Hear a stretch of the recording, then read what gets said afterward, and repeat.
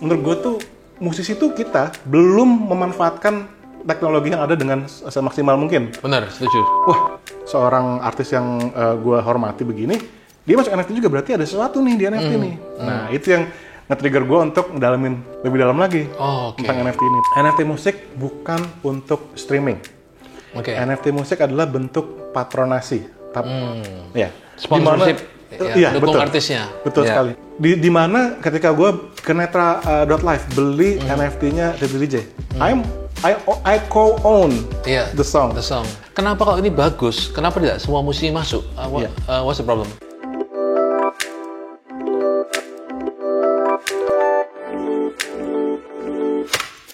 Guys, welcome to episode 26. Nggak kerasa, dan ini gue hari ini bahas bidang yang gue punya passion banget. Bidangnya di musik, tapi bukan musik aja, tapi musik di era Web3. Kita ngomong khususnya di bidang NFT. Gue baru tahun lalu masuk, tapi gue sangat percaya ini bisa memberikan solusi banyak di banyak industri, terutama di industri musik. Nah, guys, gue kali ini sebenarnya gue collab dengan beliau ini collab. Kita punya music school. Kita punya join namanya IAVS MSI, Indra Aziz Vocal Studio dan MSI, Music School of Indonesia. Mas Indra ini vocal coach top lah, Afgan, Reza, Agnes Mo, kemudian juga vocal coach di Indonesian Idol, X Factor Indonesia, dan juga musisi jazz yang terkenal, saksofonis. Dan yang gue seneng banget nih adalah innovator juga nih, musisi yang early yang masuk ke NFT. So, kita dengerin, dan hari ini kita ngobrol singkat dua arah tentang NFT music especially. Welcome Mas Indra. Terima kasih. Thank you banget. Mas, sebelum kita go detail itu NFT ya.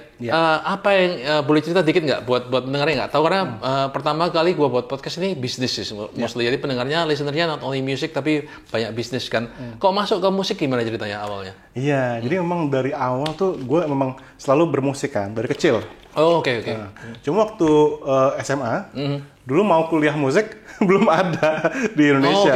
Bingung mau kuliah musik kemana? Yang ada klasik. Gitu Akhirnya kuliahnya desain. Jadi desain.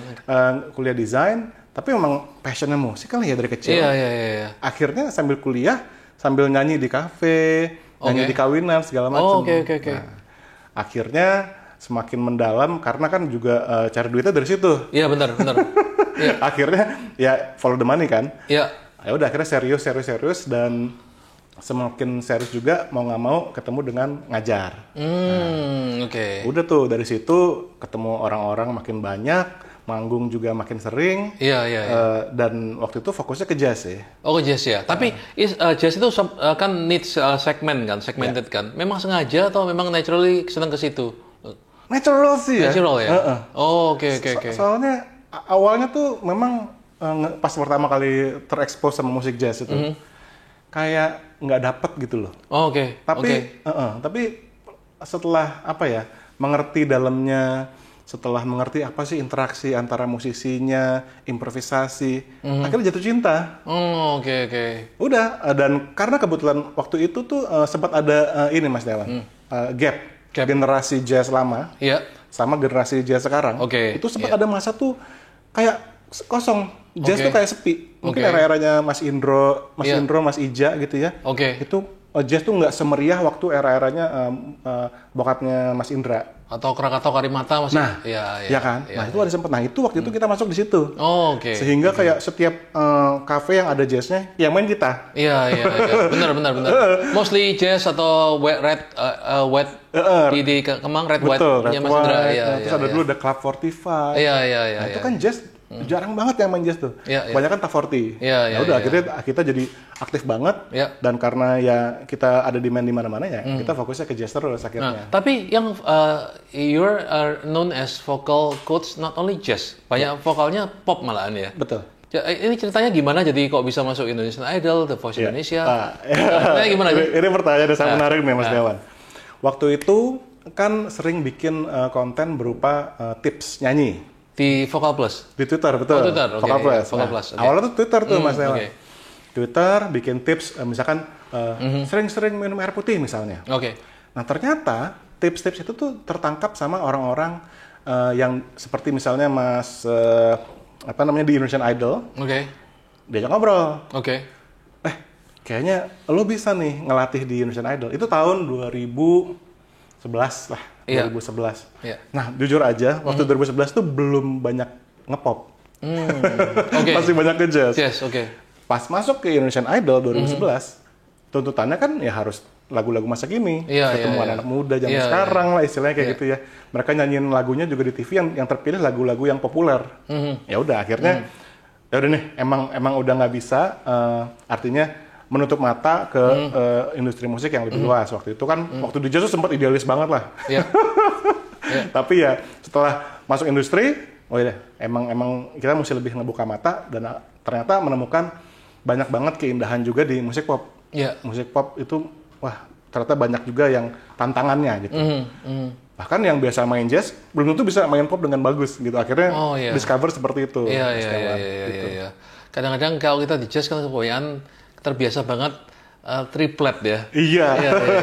Triplet, improv tuh main-main outside gitu. Giliran suruh main rapi nggak bisa. Iya, that's true. Saya pernah belajar dulu, pertama kali dipaksa belajar piano klasik kan. Nggak seneng, waktu les itu dari kecil selalu menghindar lari ke genteng lah, sembunyi situ. Lalu guru pianonya selalu bilang, ini bukan jazz, ngapain lu pada kalian di triplet terakhir itu. Ini klasik, jadi pernah gitu. Bener. Jadi memang benar, that's true. Saya bisa ngerti kalau diomongin pop. Nggak seperti itu, beda lagi disiplinnya, ngerti. Tapi Mas, you're known as the vocal coach for the vocal coach lah, dari top Indonesian singers lah. Itu sampai sekarang pandemi ini ngaruh nggak mereka? Iya, jadi memang mereka tuh sangat kesulitan kalau latihannya nggak face to face. Oke. Ketika kita kan dulu setiap latihan tuh pasti ketemu, karena memang kita latihan tuh intim, nafas, latihan postur, latihan vokal tuh intim karena kita face to face. Nah ketika pandemi ini, sulitan tuh face to face. Jadi akhirnya mereka tuh setiap kali, yuk kita latihan, tapi lewat Zoom ya. Aduh. Mereka enggan gitu. Tapi ya ngerti sih. Karena memang mau nggak mau lah, latihan vokal itu tetap paling enak, paling bener face to face. Oh iya, itu yang diajarkan saya lihat juga ya, kita sudah mulai Omicron sudah mulai turun, IAVS, MSI. Bagi kalian yang belum tahu itu kursusnya di Pondok Indah, di bangunannya Melodia ada IAVS, Indra Aziz Vocal Studio dan Music School of Indonesia. Itu rame banget dah. Kalian kalau serius belajar vokal harus masuk ya. Yes. Ya. Itu face to face ya kebanyakan udah ada ya. Ya face to face. Tapi gini Mas Indra, kalau orang kayak yang no-hope kayak gua ya, maksudnya I don't have perfect pitch nih. Tapi gua dengar orang chordnya salah atau miring nadanya dikit gua tahu. Tapi begitu nyanyi I cannot hold my tone gitu, itu masih ada obat nggak sih? Oh, bisa. Karena nyanyi itu seringkali ada dua hal, Mas. Pertama mental. Kedua fisik. Nah, kadang-kadang mental ini menahan kita. Oh, that's true. Bener. Kita dari kecil nih, misalkan nggak dibiasain, ya kan? Atau mungkin dari kecil sering dikata-katain, nyanyi dikit, dikatain gitu. Oh iya, that's true. Kebawa sampai gede. Nah, itu mesti ada barrier. Itu barriernya mesti didobrak dulu. Waduh, psikologi juga betul, psikologi. Karena banyak banget penyanyi-penyanyi yang mereka punya potensi segala macam, tapi ketika misalnya ketemu ada kompetitor di acara yang sama, di shutdown. Oh iya. Terutama mereka yang mungkin jam terbangnya belum terlalu banyak. Kayak Oke. Nah, kemudian si fisik ini seperti bela diri. Iya. Kalau kita udah terbiasa tendangan, grappling, segala macam, kita kan udah nggak mikir. Iya. Benar, ini pun akhirnya nanti akan seperti itu. Oh iya benar. Karena gue dulu dari pelajaran sekolah yang paling gue hindarin pelajaran nyanyi sih. Karena ujiannya kan nyanyi depan kelas, takut sekali. Iya. Nah, ini Mas Indra Aziz sudah lalu lalang di dunia musik Indonesia. Gue juga dari kecil lahir di keluarga musik lah. Almarhum papa itu kan pedagang piano bekas, dari lahir ingetnya gue coba bunyi tang ting piano lah, Fur Ellis lah, Richard Clayderman lah. Nah, 2 tahun ini lebih ini kita pandemi kan mengaruh banget. Kalau dari Mas Indra gimana? Iya. Itu katalis masuk ke NFT nggak? Iya, betul. Betul sekali. Betul. Dan selama ini tuh gue sering banget gini, Mas, ngajak teman-teman yang lain. Karena menurut gue tuh musisi tuh kita belum memanfaatkan teknologi yang ada dengan semaksimal mungkin. Benar, setuju. Bahkan sebelum NFT aja, kalau kita lihat banyak musisi yang mereka saat pandemi kan mereka nggak manggung. Benar. Padahal mereka bisa bikin konten pelajaran misalnya berupa video on demand, atau bisa menawarkan service mereka lewat Fiverr Oh, Fiverr kayak gitu. Oh, gimana kalau Fiverr? Nah, contohnya nih. Fiverr ini freelancean, lu job kecil. Oke. Nah, ini lagu yang rencananya rilis tanggal 22 nanti, itu pemain pianonya, Mas. Dapat dari Fiverr? Iya, orang Barcelona, Mas. Iya. Internasional. Gila. Di situ ada jasa buat mixing, mastering, bahkan horn section ada. Jadi kalau Mas Tiawan mau rekaman butuh horn section, ke Fiverr, lengkap. Mereka rekaman sendiri, terima WAV, jadi udah beres. Oh, nice. Nah, di kita belum banyak yang memanfaatkan. Padahal kan session player kita, canggih kan. Jadi, traditional way of just doing one thing, lalu begitu itu disrupt, nggak bisa apa-apa lagi ya. Benar. Itu kita harus siap-siap dengan segala kemungkinan. Gitu. Makanya pengen ngajakin teman-teman yang lain. Saya ngalamin lah. Saya kan, kita kan kayak di Melodia Musik kan, itu mengalami banget penurunan karena musisinya hilang job semua, industri-nya turun drastis, orang mau beli gitar, mau beli keyboard untuk apa? Manggungnya nggak ada kan. Ya, kita ngalami penurunan. Cuma untungnya akhir-akhir ini kan sudah mulai naik lagi ya. Betul. Ya. Lalu kok bisa membawa masuk ke NFT, ceritanya gimana? Iya. Nah, ini waktu itu pertama kali denger Gary Vee waktu itu. Oh, Gary Vee Friends? Sebelum Vee Friends? Sebelum. Oh, jadi kan memang dulu tuh sering ngikutin dia, jadi dengerin dia di YouTube ngomong macam. Tahu-tahu suatu hari, dia ngomongin apa nih? NFT apa kan nggak jelas. Nah pas ngeliatin, awalnya sebel Mas. Iya. Karena wah ini mah cari duit doang nih, permainan duit aja nih gitu kan. Nah terus ngeliat Pinot waktu itu di Twitter. Nah Pinot kan seorang artis, desainer yang bener-bener gue tuh suka banget dari dulu. Siapa sorry? Pinot, oke. Pinot itu dulu pokoknya dia orang TV, pindah ke Amerika, sekarang tinggal di New York, dan beliau itu bikin pixel art, tapi kemudian pixel artnya sampai viral di mana-mana. Dia bikin pixel art sebuah penyanyi siapa, sama penyanyinya di retweet, jadi viral, diliput majalah. Dia bikin NFT. Wah, seorang artis yang gue hormati begini, dia masuk NFT juga, berarti ada sesuatu nih di NFT nih. Nah, itu yang nge-trigger gue untuk ngedalamin lebih dalam lagi tentang NFT ini. Ternyata, ya NFT tuh luas banget. Bener. Nggak bisa cuman lihat, ini mau gambar monyet kok harga segini. Ternyata banyak banget yang bisa dikulik dari situ. Termasuk untuk kita, musik. Bener. Lalu yang membuat Mas Indra bikin namanya, kalau bagi kalian yang belum tahu, Musical Jackals. Ya. Kok bisa sampai ke Jackals atau apa, ceritanya gimana? Nah ini menarik Mas. Jadi waktu itu kan ngelihat banyak banget NFT project, khususnya yang PFP, itu menggunakan figur PFP kartun. Buat yang nggak tahu apa? Oh iya, profile pic. Jadi banyak banget mereka menggunakan figur kartun, figur binatang. Ternyata salah satu tujuannya adalah untuk ada inclusivity. Jadi gender, warna kulit itu nggak lagi dibahas dalam. Makanya waktu itu cari-cari binatang apa ya? Binatang yang suaranya berisik, karena kan motonya Vokal Plus itu kan bebaskan suaramu. Nah, binatang apa yang berisik? Setelah cari-cari, ternyata jackal. Karena mereka tuh berisik sekali, sering melong-melong, sering menyalak gitu. Terus lihat gambarnya, kayaknya lucu ya. Ya udah, akhirnya bikin pilihnya jackal, gambar coba. Karena background dulu graphic design, akhirnya bisa kan bikin gambar sendiri. Cuma kali ini mereka harus bawa alat musik. Akhirnya 333 items. Ada yang bawa gitar, ada yang bawa bass, ada yang bawa keyboard, ada yang bawa synthesizer. Itu ada juga yang gambarannya alat musik tertentu, kayak organ atau apa? Ada. Tapi nggak ada jackalsnya, benar? Ada. Itu termasuk dalam 333 atau enggak? Ini koleksi terpisah. Oke. Jadi Mas Indra menggambar pakai apa softwarenya? Nah, namanya Sprite. Dia dedicated untuk pixel art. Kita nggak bisa ngapa-ngapain selain bikin pixel art di software ini. Kemudian musiknya gimana? Nah, kalau musiknya sendiri ada beberapa NFT yang dirilis dengan musik. Itu bikin musiknya memang dari dulu pengguna Cubase gitu. Dan ya udah, gara-gara NFT akhirnya lebih serius beli PSD, beli plugin gitu. Nah, itu musiknya dalam tiap musical jackal 333 unit kan? Itu musiknya gimana menentukannya? Sorry. Dalam musical jackal sendiri nggak ada musik. Bukan. Saya keliru kalau gitu, dari Instagramnya bukan. Jadi hanya gambar, tapi mereka tuh kadang-kadang suka bikin airdrop buat holder. Itu ada musiknya. Jadi misalnya waktu itu kita kan punya theme song. Untuk musical jackal nih. Musical jackal. Jadi si theme song ini kemudian kita airdrop ke holder. Dalam bentuk token atau apa? Enggak, cuma NFT biasa. Sebenarnya pengen sih kita ada token, tapi belum. Iya.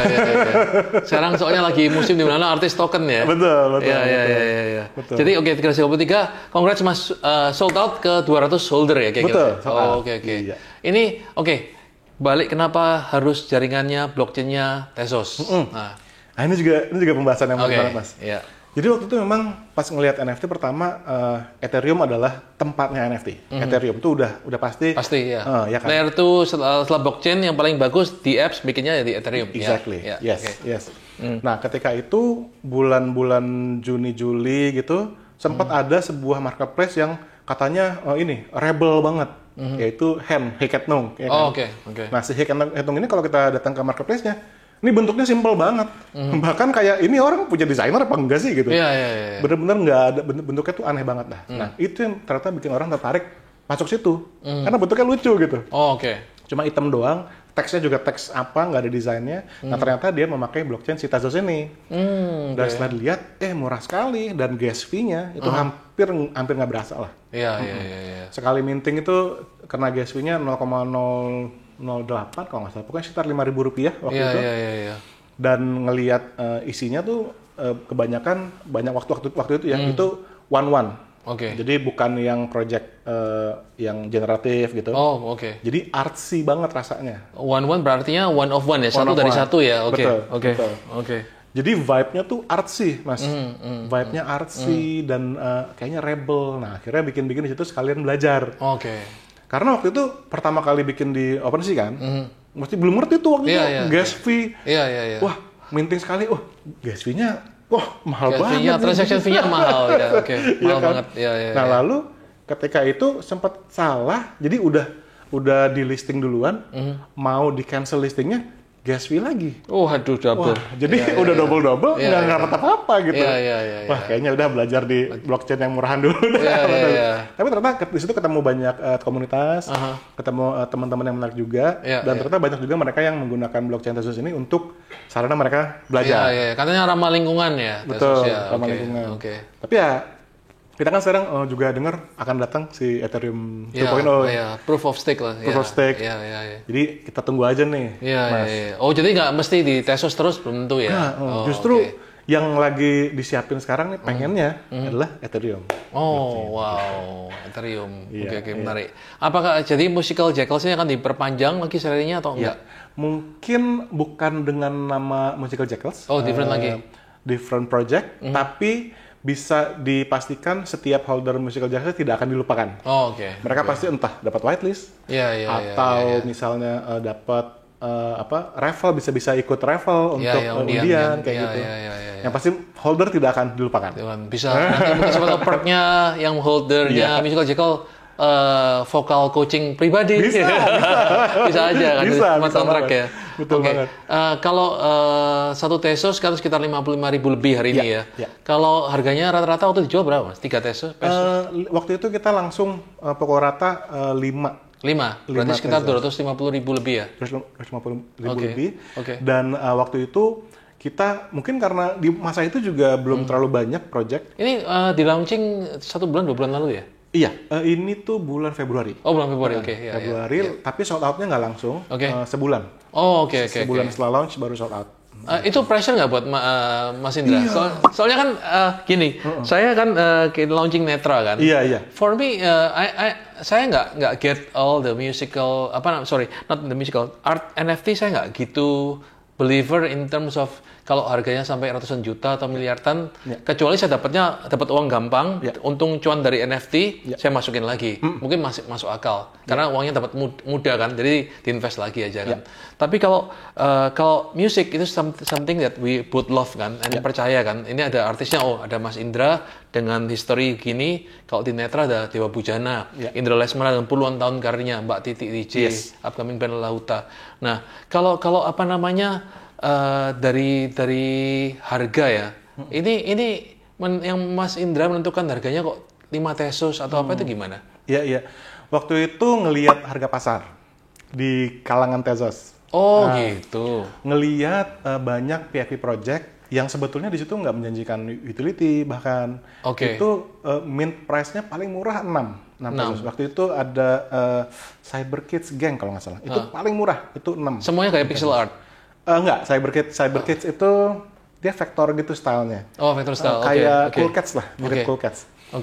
Dia itu udah paling murah tuh di blockchain Tezos, itu 6. Nah, terus dipikir-pikir, wah kalau misalnya terlalu murah juga nggak ada berkelas ya. Iya, pertama itu dan nggak enak sama artis lain. Iya. Kok bikin harga segitu? Nanti kalau gue bikin gimana gitu, marah kan. Adalah ambil jalan tengah aja deh, 5 gitu. 5 ya, oke. Dan ya itu tadi pengennya tuh menarik orang-orang yang memang yang tadi Mas Dewan bilang, orangnya care terhadap project ini.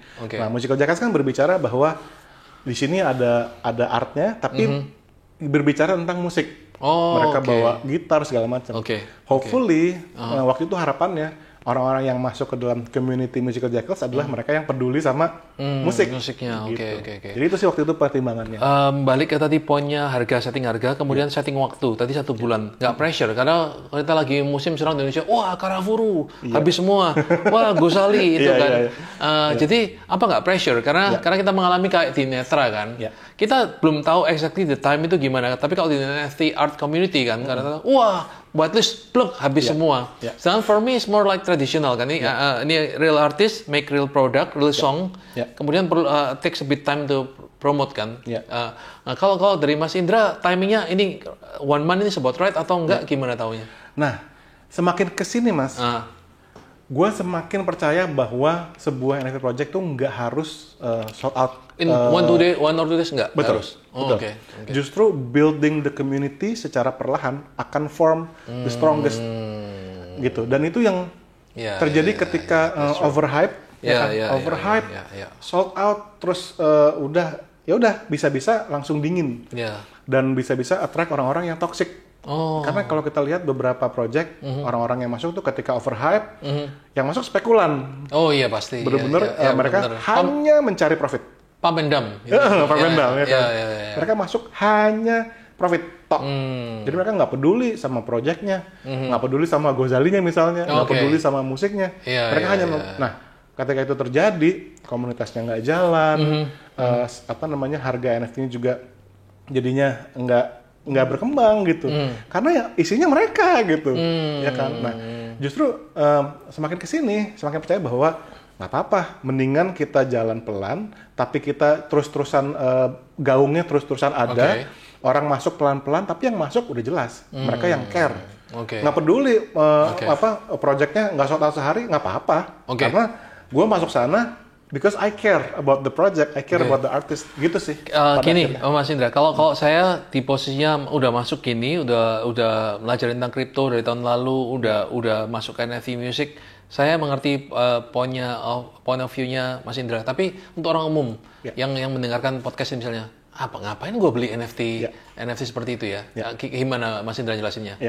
Nah, gue tuh selalu bilang terutama buat NFT musik, Mas. NFT musik bukan untuk streaming. NFT musik adalah bentuk patronasi. Sponsorship, dukung artisnya. Betul sekali. Kalau kita lihat dulu banget zaman kerajaan medieval gitu. Seniman, pelukis, musisi, pematung, mereka disponsori oleh bangsawan, patron, raja-raja, paus. Nah sekarang oleh fans. Yes, correct. Nah, di mana ketika gue ke Netra.live beli NFT-nya Teddy DJ, I co-own the song. Nah itu bahkan waktu beli kepikiran masalah royalti itu masalah ya nanti aja. But I'm part of this song gitu. Itu membuat kita bentuk dukungan terhadap artis yang kita cintai gitu.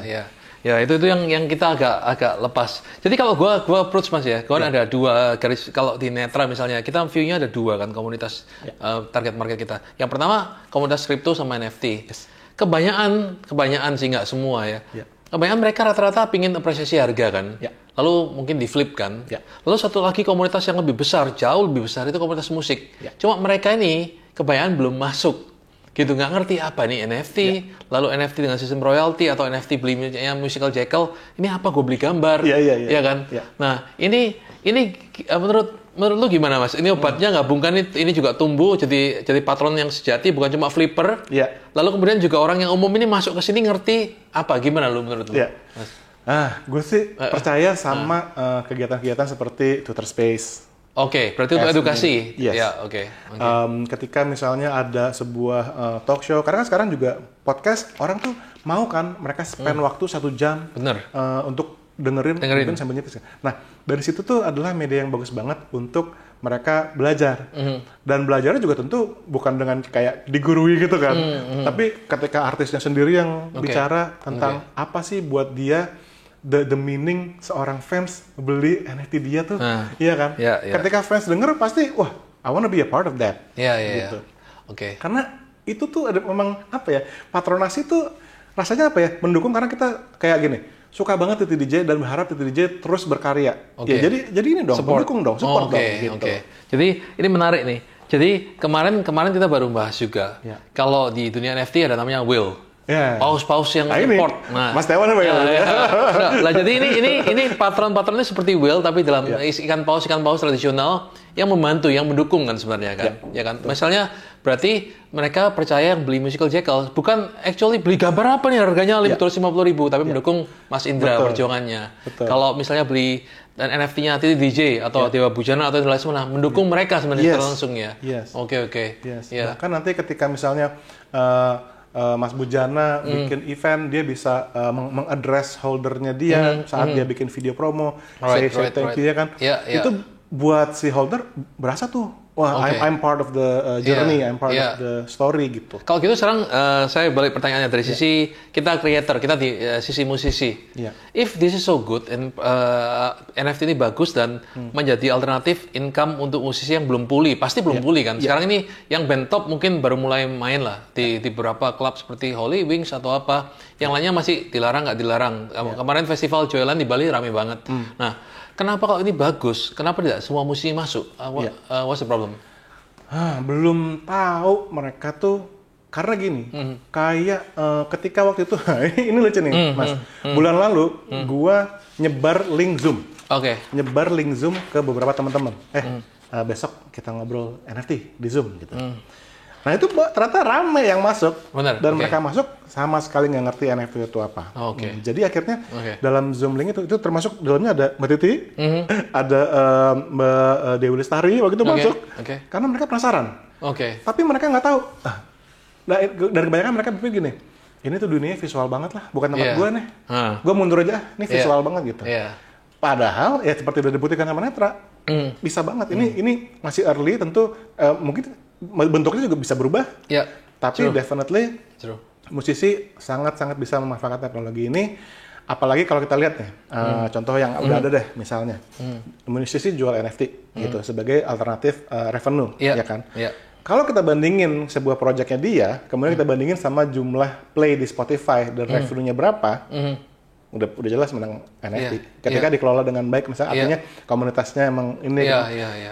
Artinya kan, ya maksudnya ada ini kok nggak dipakai gitu. Jadi kalau kesimpulan gue definitely karena belum tahu. Belum tahu. Jadi obatnya kita ya edukasi nonstop mungkin buat Obat ya. Betul.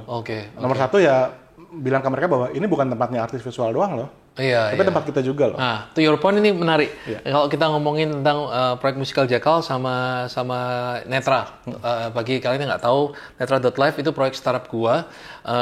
Ada tractionnya sih mas. Hampir every day itu saya dapat request dari banyak music maker lah, band-band baru. Gua mau masuk pak, gimana caranya? Gua mau masuk mas gitu.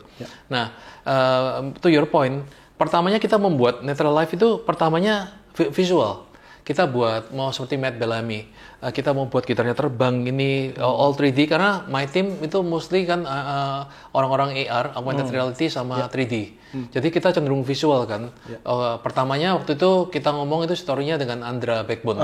Dia lagu sempurna. Lagu sempurna mau di fully animated, 10 detik kependekan. Kita panjangin terus sampai 1 menit kan.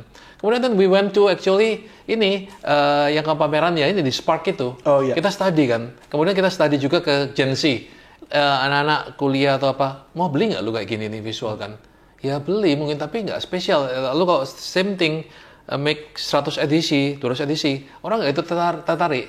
Akhirnya kita switching ke model sharing royalty. Jadi ada utility yang diprogram di smart contract-nya, utility-nya ini dengan royalty sharing kan. Ya. Nah, waktu dari situ banyak musisi yang lebih tertarik karena bagi mereka waktu represent the idea, kalau seorang visual bisa represent gayanya dalam satu kanvas kan, that's it, selesai kan. Tapi musisi main 3 detik loop diputer-puter 4 detik 5 detik kan not fair for them juga kan.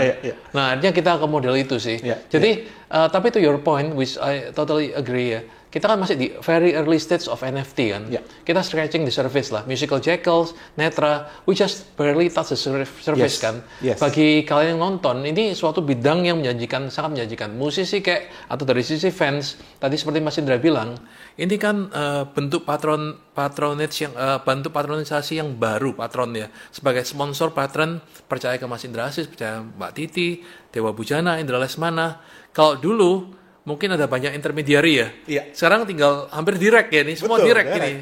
Direct kan. Jadi ada anekdot baru yang saya dengar bulan lalu, Mas. Jadi kita lihat college music yang paling terkenal biasanya Berkeley di Boston. Ada profesor itu dia selalu survei ke kelas baru. Siapa yang dari kalian yang pingin join record label? Oh, semuanya nggak ada yang mau. Kalau record label, wah nanti gue yang bikin, IP right gue punyanya, masternya pindah ke label, padahal gue yang kerja, ada gitu kan. Tapi kemudian tanya lagi pertanyaan kedua, siapa yang mau terima advance payment dari record label? Semua katakan satu kelas. Nah itu kan penyakit kita ya. Not I'm saying all record label are bad ya. Enggak, record label ada fungsinya, ada value-nya. Tapi kebanyakan dari kita kan musisi dulu itu kan bentuknya kan dapat advance. Betul ya? Betul. Advance, lalu tapi sekarang dengan revolusi Web3 ini, jadi fans ini bisa bisa ngasih sponsor ke artis directly ya, support ya. Itu benar. Itu yang luar biasa ya. Luar biasa, benar. Iya. Dan ada smart contract ya. Benar. Yang menjamin itu ya. Udah jelas sekali. Kalau dulu kan perjanjian ya. Ini sudah smart contract ya. Betul. Jadi kalau ngomong ini masih di surface, Mas Indra kan juga akan launching lagi tanggal 22 kan? Ini berbeda sedikit dari yang ini nggak? Yang kemarin launching? Atau melengkapin? Bisa jelasin? Melengkapi. Jadi ceritanya ketika Musical Jackals itu launch, memang tidak ada menjanjikan roadmap waktu itu. Pokoknya kalau misalkan kalian suka NFT, suka musik, ya mesti punya gitu kan. Terus setelah kesini, wah sebagai bentuk bahwa menunjukkan bahwa mereka yang beli NFT Musical Jackals ini ada sesuatunya, maksudnya ada bentuk dukungannya nih, ada realnya, ya rekaman akhirnya. Bikin rekaman di Fiverr yang tadi kita bahas, orang Barcelona yang main piano, udah selesai mixing, udah mastering, segala macam. Nah, ketika nanti rilis, di situ akan ada narasi bahwa ini tuh diproduksi oleh kalian. Kalianlah yang memungkinkan single ini tuh rilis. Dan sebagai tanda terima kasih, ada versi akapelanya nanti. Ini versi yang berbeda dari yang bisa kalian dengerin di Spotify. Ini hanya ada di blockchain. Dan akan hanya diberikan ke holder aja. Jadi bukan semuanya, bukan. Iya. Akan dipublish. Tapi hanya holder, jadi tidak ada yang bisa beli selain holder gitu. Tapi memang free sebagai airdrop gitu. Airdrop. Bentuk WAV atau apa? Kayaknya sih WAV sama cover gitu aja. WAV sama cover ya. Wow. Jadi tanggal 22 launching. Lagunya sudah boleh diumumkan atau belum? Belum. Oke. Sorry. Jadi yang versi dengan full band yang di launching, tapi yang di airdrop ke holdernya Musical Jackals yang akapela. Oh, nice. Jadi beda versi. Iya. Ada lagi nih, Mas. Berita sebentar lagi ada NFT, pameran NFT terbesar di Jogja. Bisa cerita nggak? Oh iya. Jadi waktu itu pop up Space. Iya, itu mereka itu mau mengadakan pameran NFT terbesar di Indonesia. Nah, mereka ngobrol-ngobrol karena mereka sudah terbiasa sebetulnya bikin pameran visual. Tapi kali ini NFT. Nah, kebetulan waktu itu juga ada misi pengen ngajak teman-teman seniman yang belum memanfaatkan si NFT ini karena banyak seniman visual yang mereka belum memanfaatkan nih. Akhirnya mereka pilih tempat di mana lagi kalau bukan di Yogyakarta.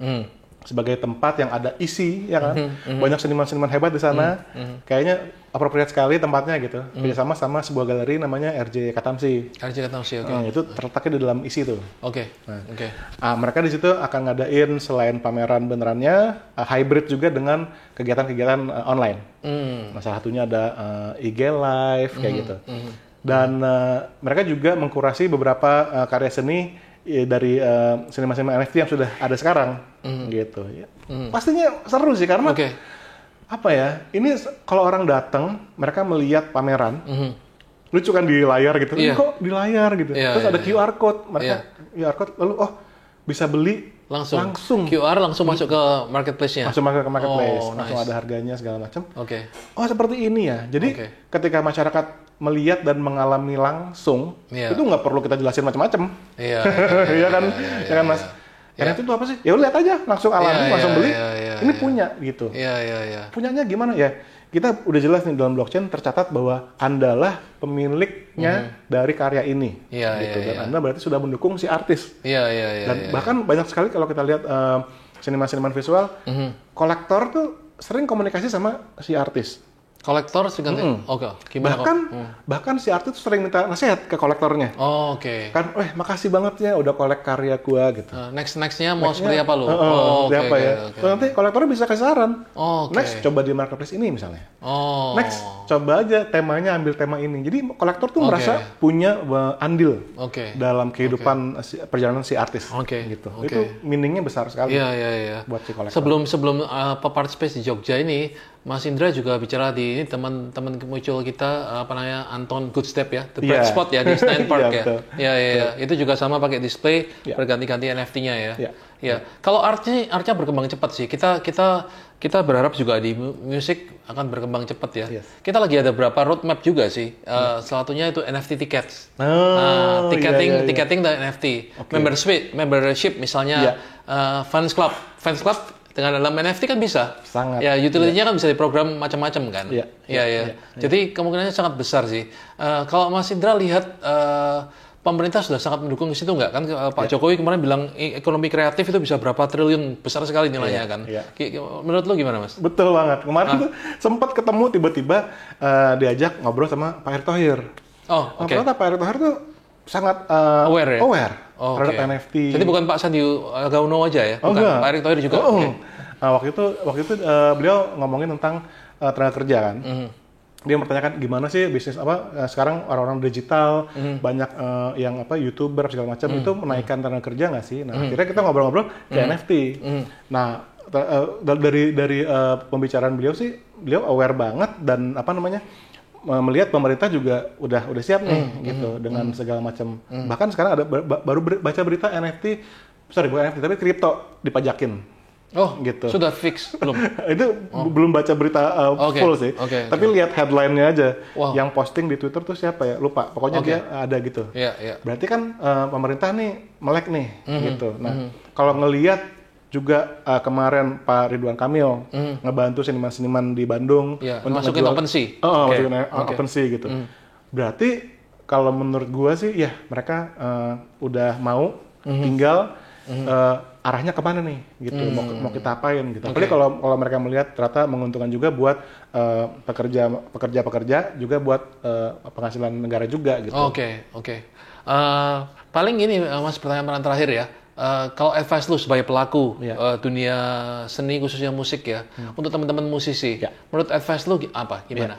Pokoknya teman-teman musisi nih, ini penting banget nih. Kan teknologi makin canggih nih, makin berbagai macam di dunia digital nih.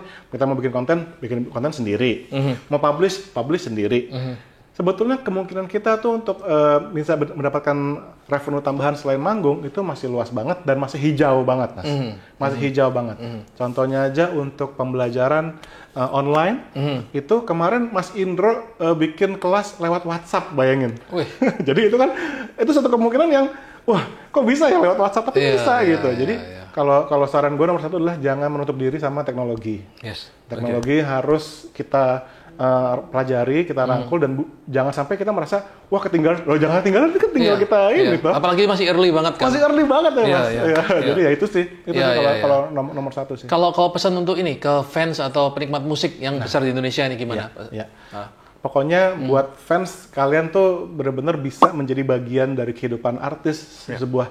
Karena kan itu ada story ya, setiap lagu tuh ada story-nya, ada journey-nya. Nah, fans itu kalau ingin jadi bagian dari sebuah lagu, dari sebuah story, well, own the NFT. Itu udah paling simple tuh. Gitu. Dan suatu saat nih, pasti kan artis akan show appreciation juga kepada fans yang punya NFT-nya karena mereka beda dari fans yang lain. Mereka super fans, mereka fans yang benar-benar patron. Betul, patron. Benar. So be a part of the journey. Wow, oke. Jadi guys, ini kita masih di early stage, nggak ada kata-kata FOMO lah. Kita selalu katanya orang-orang selalu di dunia ini do your own research, lah. Ya kita do your own research, tapi what I can assure you yang saya bisa yakinkan. Kalau ini di bidang yang dibuat Mas Indra, di startup gua, Netra.live itu ya, itu kita jauh dari bidang kayak afiliator, judi trading, nggak ada itunya sih. Ini real product by real artis, real seniman ya. Jadi kalau lu mau dukung aja. Ini suatu project yang bukan kita setuju sama-sama bukan pamendam mestinya ya. Ya, tapi dukungan ke artis utamanya. Nanti kalau lu dalam bentuk dapat perks misalnya ketemu lu sebagai super fan ketemu creatornya, dapat perks, dapat VIP tiket concert atau dapat perksnya lagi atau utility-nya sharing dari streaming royalty. That's number 2 mungkin. Yang utama sih support ke artis. Kemudian NFT appreciation price mungkin juga ya. Iya. Harganya naik juga sangat mungkin. Karena kita very early. Jadi yang dibuat-buat sekarang ini sebenarnya bisa jadi OG kan. Original gangster kan. Iya. Jadi ya itu bisa. Kita nggak bisa menjanjikan harganya lo beli musical Jekyll nanti 10 kali lipat. Kita atau beli tokennya NFT-nya Netra bisa 10-20 kali lipat. Kita nggak tahu ya. Nggak ada yang bisa nyamin ya. Tapi dengan sifatnya NFT yang nggak bisa dibuat lagi, sertifikat digital yang tunggal, ini potensi ke sana makin besar karena misalnya CD atau kaset yang dulu kita koleksi banget kita cari-cari sudah nggak ada lagi, langka. NFT juga sama ya guys ya. Oke, so thank you so much Mas Indra. Thank you. Oke.